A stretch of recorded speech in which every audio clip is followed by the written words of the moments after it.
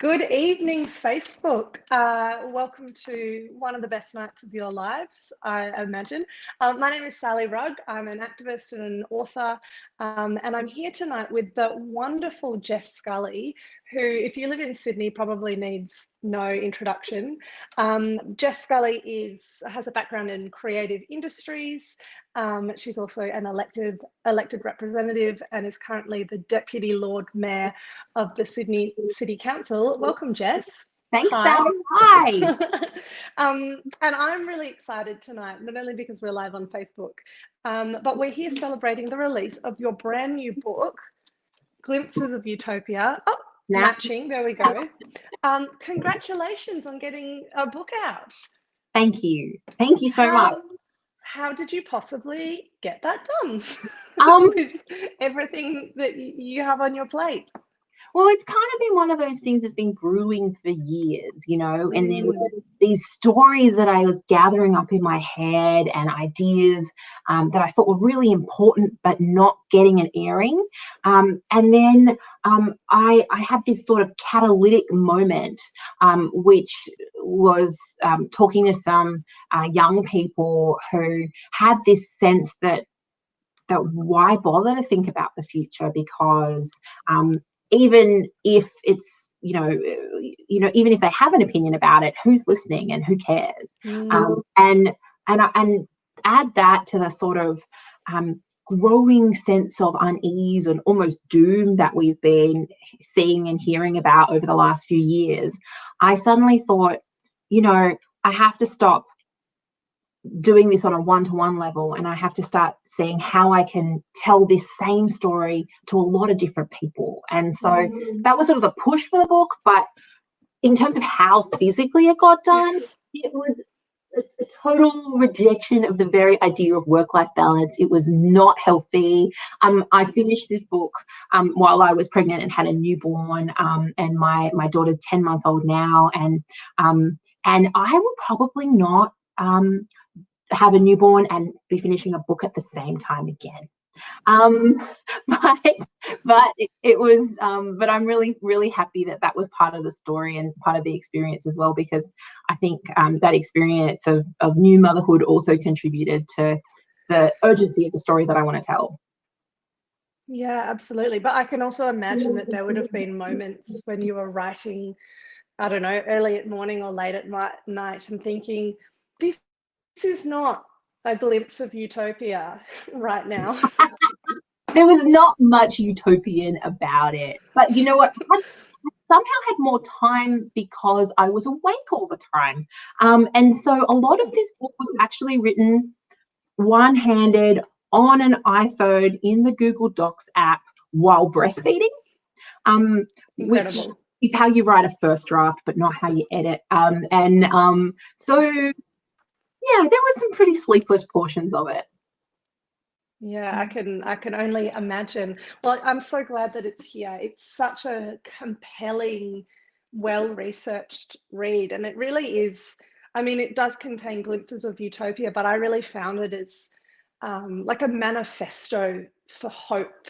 And hope is in such, well, for me, I will speak personally, it certainly can feel at times that hope is a little bit out of reach.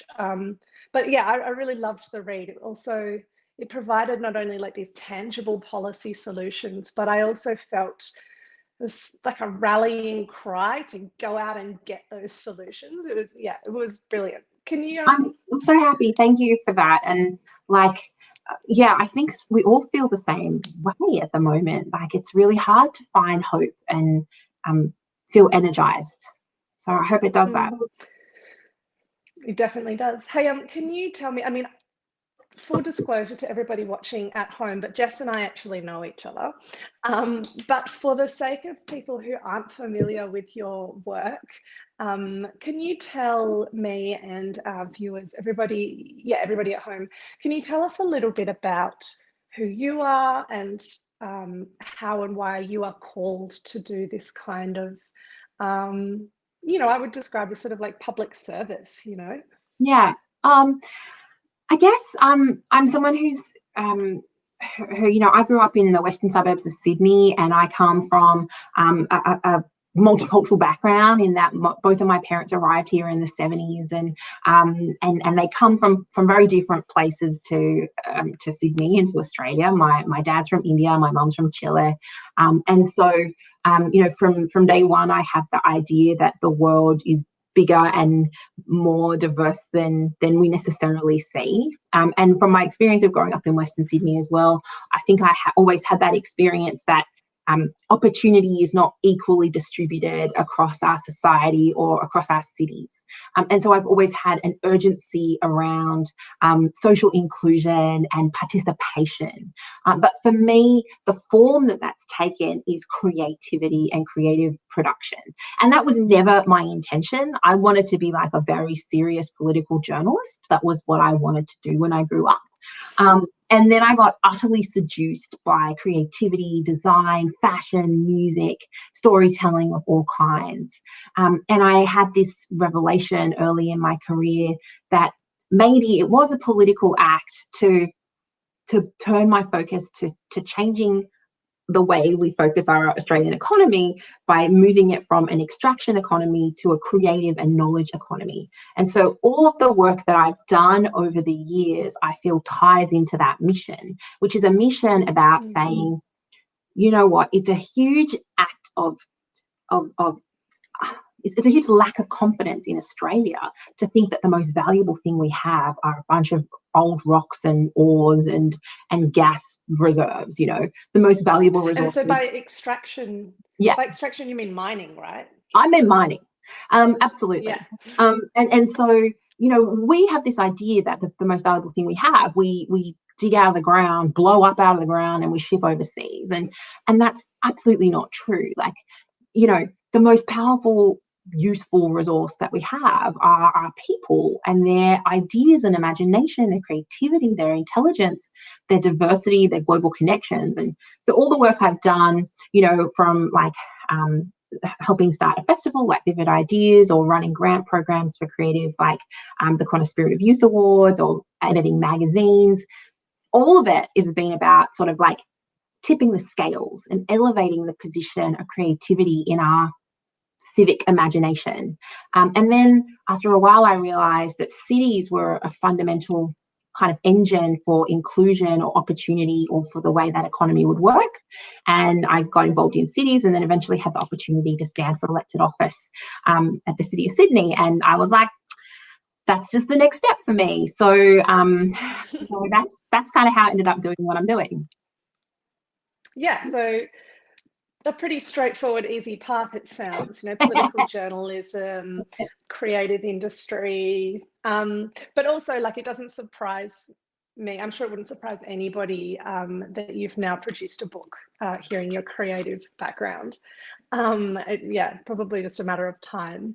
Hey, I want to ask you about this idea of utopia, which obviously you go into in the book as well. But when I think about utopia, I think of like, you know, like solar powered spaceships, and maybe it's like a 24-hour dance party, or like, I like it. This sort of like unadulterated bliss of, you know, whatever is your bliss. Maybe you're lying on a beach and a robot is serving you, you know, cocktails. But tell me about your definition of utopia here. Is it this unadulterated high-tech bliss, or is it something different?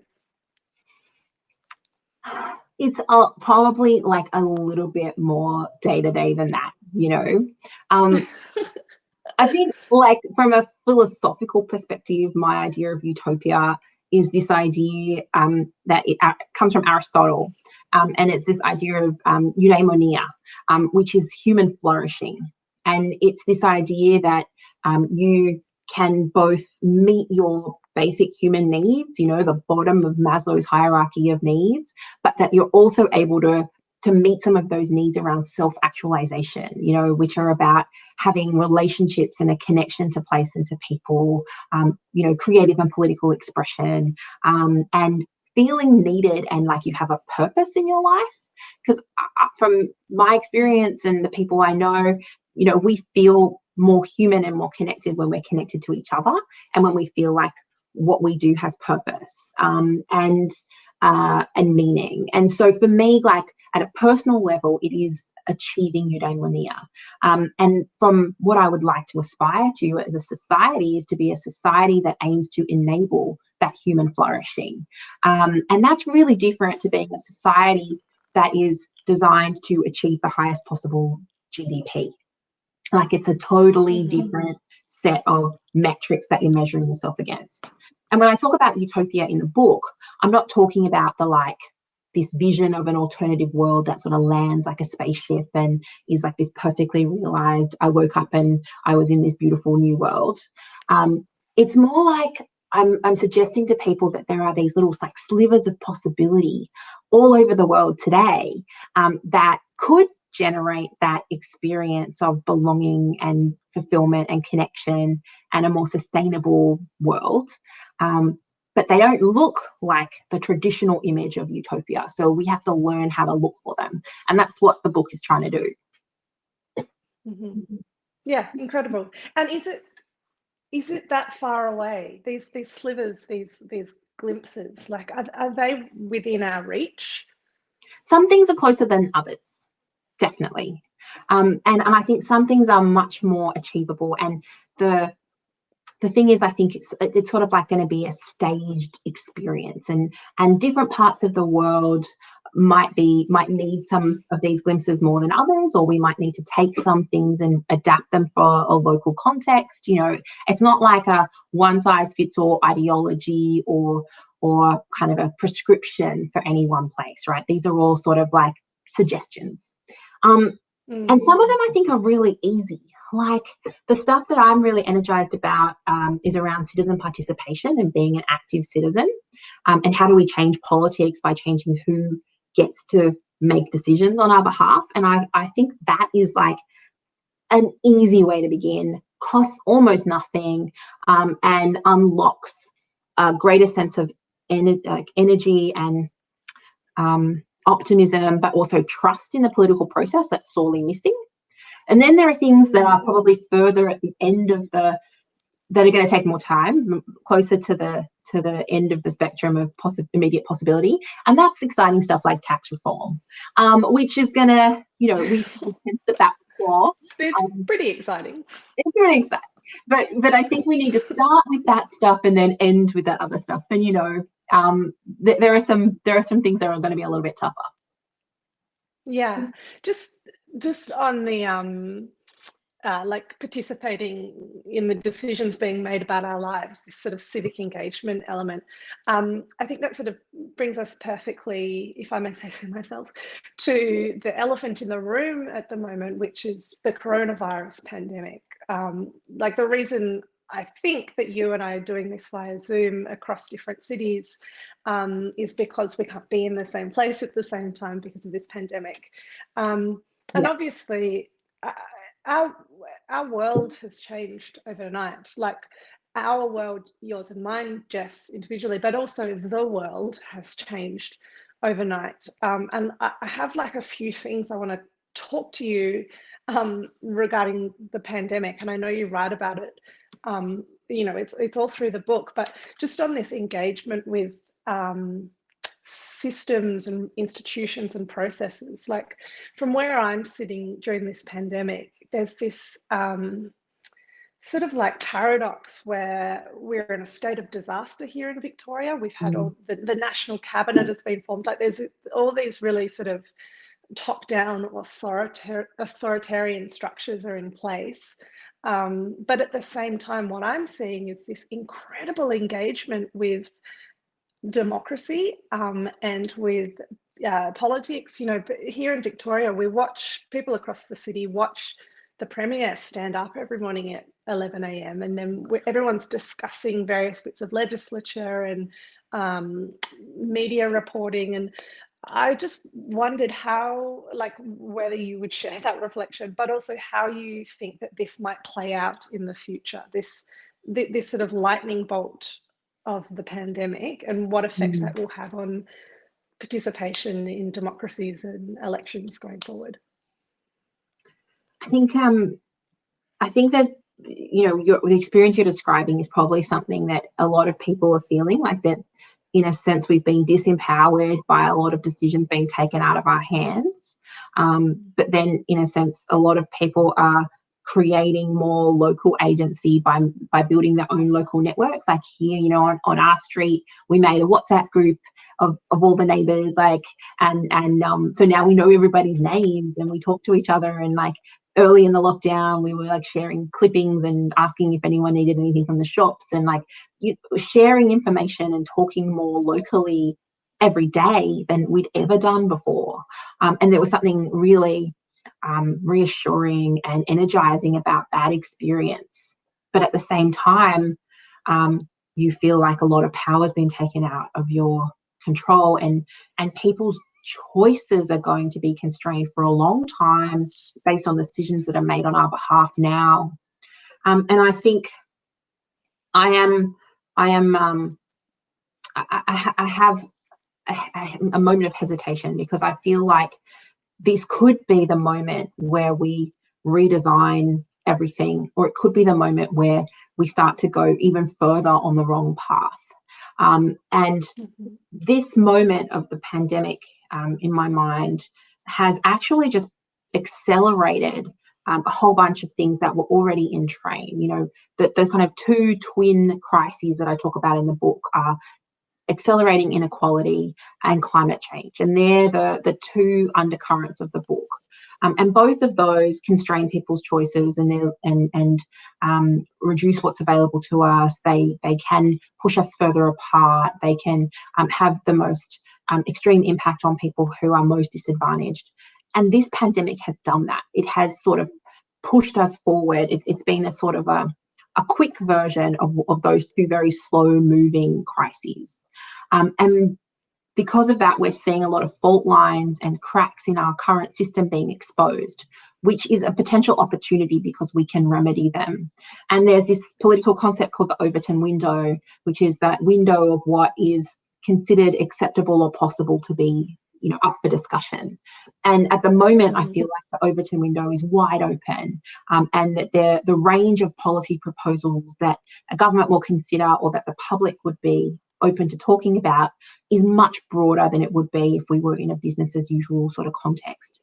So I think the opportunity is ripe for change. We're starting to see more clearly what needs to change, like insecure work, the way we don't value care and don't reward care, and the insecurity that a lot of people are experiencing around housing and food and essentials in our society. The question is, like, which way do we go in our recovery? I want to talk about care in a minute, but I wondered, and also just quickly, that I love the concept of the Overton window. We talk about it a lot in my line of work, which is campaigning, and so particularly on issues such as climate change, for instance, the job of climate change campaigners is to try and pull that Overton window. And you know, when you counter sort of like far right narratives, like, you're not doing that because or campaigners are not doing that because we're threatened that those narratives or extremist policies will get up. We're doing that to pull that Overton window back to the center. So yeah, it's a really useful concept, and I loved seeing it in the book. I wondered if you could, because like, something that is really unique about this book, I thought, is it's so well researched. You've just got examples from all over the world, and really fascinating case studies. And I just wondered if, in terms of the pandemic, like if there were any glimpses of Utopia from other countries and how they're responding. Any sort of like good examples that's really changed the impact of the virus. Absolutely. And I'm really, I had a real conscious decision to make it truly global, because I think one of the challenges we have right now is that we don't have enough positive alternatives that we can put forward to say, when you're from a campaigner or an activist perspective, or even someone who feels like things aren't quite right or aren't quite working, it's easy to say no, but what do you say yes to, and what do you propose instead? And I think we have to have these really strong case studies where we can say, actually, this works there, why don't we give it a go? And when we limit ourselves to drawing from just the US and the UK, which is really common in Australia, we lose the stories and the innovation and the creativity that comes from all of these other parts of the world. But there are a couple of good case studies in terms of changes people have made during this pandemic. And around the issue of care, Canada has had made a really important step forward. And that it's just the province of British Columbia in Canada. So British Columbia abuts Washington State, which was the first place in the US that had an outbreak. And so they were really on the front line of the infection in Canada. And they immediately, overnight, identified that aged care was going to be a huge place of vulnerability. And in the US, Europe and Canada, and we're finding here in Australia as well, aged care has been a hotbed of infection and mortality. And 50% of all deaths from COVID have taken place in aged care facilities. So what the British Columbia government did instantly was that they instantly employed every care worker full-time, directly employed by the Department of Health. And for the next 6 months, they were only to be working in one care home. So they took the precarity. And so they, instead of being casual workers that moved around everywhere, full-time contract with all the benefits that come with it, and you stay in those homes, is that right? That's right. And they actually were able to have a lower level of lockdown than any other part of Canada. And they were able to begin the reopening process earlier than other parts of Canada. So by making that decisive step and by addressing the core problem of instability and precarity and underpay in work in the care sector, they were able to save themselves economic damage that is very hard to quantify, but you could look at their neighbouring or other provinces that have not done so well. So that's an example of how, if you address the core issue of not valuing work and not paying for it, and the casualisation and the precariat workforce, which is something else I really talk about a lot, the sort of gig economy stuff, you can have an impact in a crisis like COVID. And then there's something small, like in Finland, they have a very young Prime Minister. Sanna Marin is under 40. She leads a cabinet of a coalition of 5 different parties, all led by young women, primarily under 40. And as soon as the crisis happened, they immediately engaged with 1,500 social media influencers in Finland, and they gave them all the right information. And they said, here's the information about staying safe in COVID. You find the way to communicate this to your audiences that already trust you. So they immediately bypassed, challenges of misinformation, and they found a trusted way of getting information across to young people, and they've had a really successful outcome in managing the pandemic. That's so cool, and also so creative. Mm-hmm. So you use that word precariat then, and I loved that term that you write about in the book. Can you just, without focusing too much on the problem, because your book is so rich with solutions, can you extrapolate a little bit further from this aged care scenario, this idea of the precariat, and what are some solutions to this really insecure, precarious workforce? Yeah, I mean, there's this sort of myth of flexibility that we're and that it's a generational choice that, I've heard from commentators, young people don't want security. They don't want one job. They don't want a mortgage. They don't want these things. I remember sitting in a room at a writers' festival where a writer on stage said this, and I just could not contain myself. It was just, those choices have been actually taken away for a lot of people because of this process called fishering, where basically the work remains, but the sort of full-time job, the career has sort of disappeared, and we see the rise of the gig economy. But it's not just people cycling to deliver your dinner tonight, right? There are all kinds of precarious work. And about 13% of the Australian workforce is considered to be part of the precariat. And that's everything from university lecturers, people who are actually, highly qualified, have very specialist knowledge, but there aren't enough places, permanent tenured places at universities, and so they become sessional academics, and they teach, they might teach a class this semester, but they might not have it next semester. And what they miss out on are the opportunities for, research funding or career progression or advancement that you used to have in a career. And it's not, so it's highly educated workforces. It's people who've gone from being full-time employees for a company, like the people who might have installed your phone for the phone company, are now more likely to be contractors, self-employed workers, who are responsible for all their own tax and equipment, and have to they end up most of the time working for one employer, but they don't have any of the security, the sick leave, the superannuation, any of those entitlements that you might have had in a traditional workforce. So it's been suggested that is a choice that people are choosing for flexibility.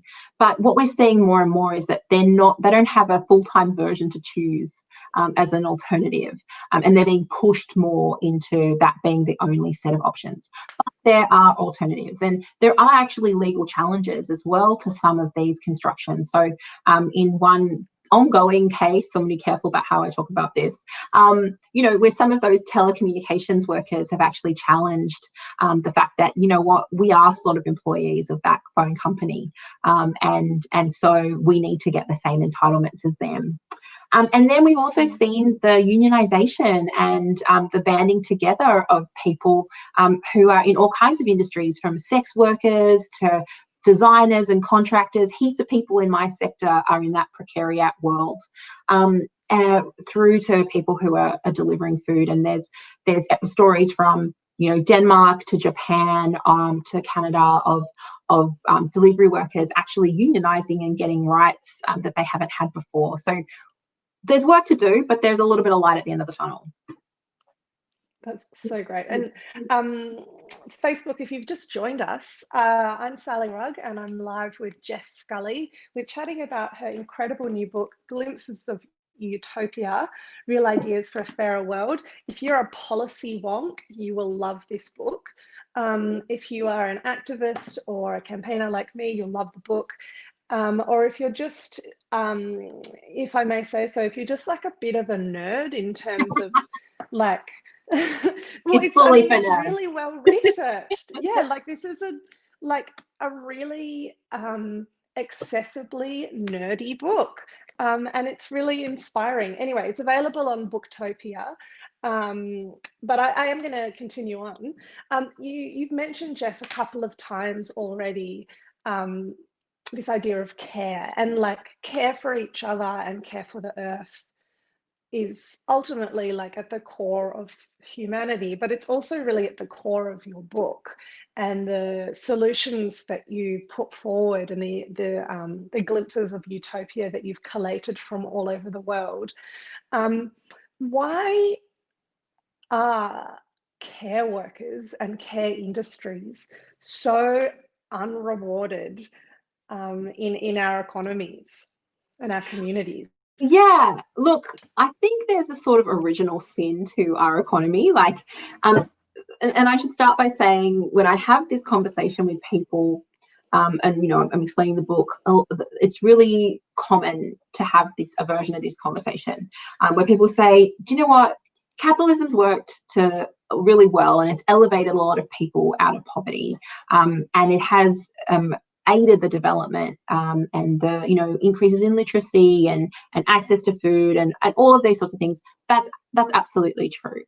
But this foundational sort of original sin isn't just tied to capitalism, because the founding father of kind of free market capitalism, Adam Smith, has had this just as wrong as Karl Marx on the other side of the equation. He also got this completely right. So both of these blokes who are still the sort of grandfathers of the economic alternatives we usually choose from, both had absolutely cooked relationships with women, and they totally undervalued anything that took place in the home or anything that was delivered by women. And to the extent that both of them considered anything that took place in the home to be an expense within the realm of the home environment. It was an expense. It was never a productive contribution to the economy. It was unproductive. And so anything that was care for children or older people, education was often something that took place in the home in their era, food preparation, domestic work, all of that was seen as sort of a drain. And our conception of our budgets and our economy still operates from that frame. When you think about spending on healthcare, education, any of those elder care, any of those things that speak to the fundamental nature of us as human beings requiring care, it's always on the expense side of the ledger. It's never seen as an investment or something that generates a return. So I think there's a deep sort of misogyny about it that needs to be daylighted. And I think if we're at this important moment where we can redesign an economy for the 21st century, not one for the 19th and the 18th century, then we need to more critically assess that foundation. Right. And so in its daylighting and its assessment, what are some examples of getting this right, of valuing care and care work correctly? I know you've given the example of Canada, who paid, the British Columbia example of those aged care workers. Is there any other places or any other examples of people getting it right? The examples that I've encountered are primarily workers doing this for themselves and self-organising and creating networks that demand a better treatment. So there are networks. There's a network in India, which has been going since the 70s, called SEWA, the Self-Employed Women's Association, which bands together, 1.5 million members they have across India, who have set their own minimum wage, their own conditions of work. There's a great movement in the US called the National Domestic Workers Alliance, who have also tried to renegotiate that power dynamic, and they've created networks, but also an app to help domestic workers be paid more fairly, manage their work and their retirement funds, their days off, all of that stuff. So cool. More fairly, which is really cool. And then there's a great group in Lebanon who I connected with as well, who work particularly with migrant workers and migrant women. And that's a huge issue across a lot of the world as well, where you have people coming from developing countries, working in richer countries, and often being exploited. So trying to address that power imbalance. In terms of the structural foundational stuff, the most useful research I found is from a group called the Women's Budget Group in the UK. And they basically did the numbers on investing in the care economy. And they did it for 7 OECD countries, including Australia. And they found that if you invested in the care economy, so healthcare, education, elder care, as opposed to the usual sort of nation building investment that you see after a crisis. So like renos, bridges, boats, not boats, ports, roads. If you invested in care rather than construction, you would see double the number of jobs being created. And you would also see a reduction in the gender pay gap. And you would see an increase in the amount of productivity that would be unlocked, because more women who are usually in those care roles domestically being able to enter the workforce. And the sort of compound effects of having more people paying tax and working and also you have more educators, more healthcare workers, that results in healthier and more educated populations. So the impact of that is really even hard to assess.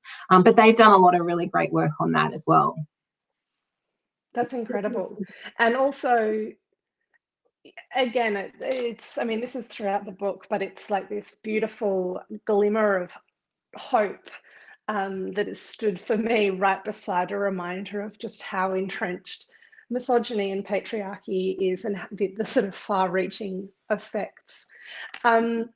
There is so much in this book. Jess Scully covers politics, finance, real estate, tech platforms. It's all in there. But before we finish up in a sort of a few, shortly, all the ideas that you've pulled together from all over the world and, all different industries and pockets of life, they culminate together in our cities.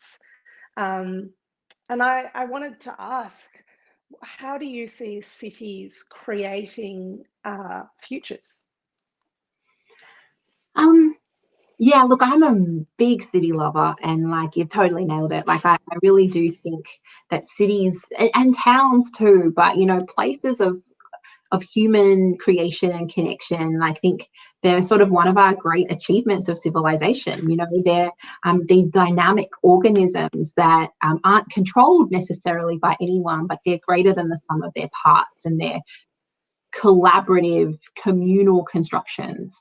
And we come together in cities because we're social beings. And on a personal level, cities are places where you find your people and you find yourself, and you can connect with, what matters to you. And you can achieve some of that self-realization that, we talked about. But from a kind of broader societal level, I think there are also places where we can potentially have a much greater environmental impact, because while cities are really hungry beasts and they can use a lot of energy and food and water, if you get efficiency right in cities and innovation right in cities, they can have a much lighter environmental impact than living in more distributed or kind of dispersed or suburban forms. So I think cities have this opportunity for like social and cultural empowerment, for environmental impact, and I think also for social justice, because people tend to earn more money in cities. They tend to be able to move beyond some of the prejudices or challenges that they might encounter in other places. And they're really important in that way. So I think, but what we have to decide really is that we want cities to serve this social function, right? Because at the moment, we kind of allow our cities to be developed from the lens of being like real estate plays. It's not a new suburb, it's a like development project, or it's a scheme or a precinct. And that's not what cities are for. Cities are supposed to be about and for and by people. And so I think we have to go into city making in this new century with intention that's what cities should do. And also, how do we make cities more inclusive? Because I think one of the things that's really negative and challenging is when we go, I live here and I want everything to stay just as it is today, frozen in time.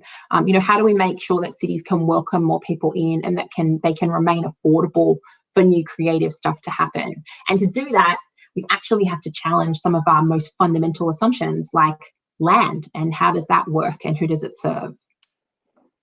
Mm-hmm. That's so great. Jess, we're just about to wrap up, but I wanted to ask you, what gives you hope? Because this book is full of hope.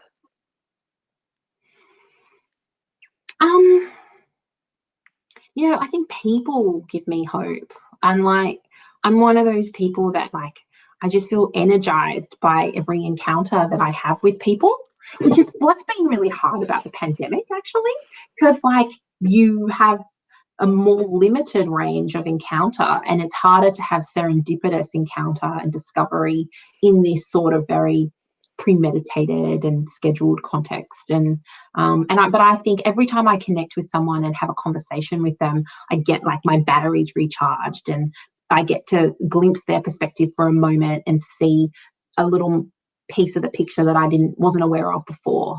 And they give me more language that I wouldn't have been able to draw on otherwise. And so it's always people, it's always talking to people that gives me hope. And also, and I think this is probably something that you found in your work as well, Sally, is people are more generous and altruistic and inclusive than our leaders sometimes give them credit for.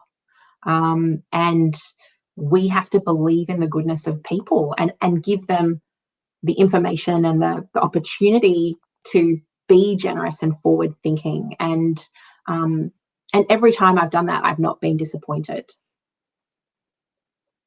That's so wonderful. Jess Scully, much for chatting with me and the Booktopia audience tonight. The book is Glimpses of Utopia, Real Ideas for a Fairer World. You can grab it on booktopia.com.au, and I really recommend you do. It's been a tonic for this really strange and stressful coronavirus time, and I thank you so much for writing it, Jess. Thank you, Sally. And I want to plug the fact that you have a brilliant book, How Powerful We Are, which is about people power. And I think it's so easy to kind of think, you know, someone else will solve the problem, someone else will do it, but like it's us, we're the someone else. And we all have the capacity, I think, to make change and be part of the solution. So I think they're good companion pieces. And whenever I look online, they always recommend your book to me. Oh, that's very kind. Thanks so much, Jess. Thank you, Sally. It's been so nice. Thanks, everyone. Good night. Bye.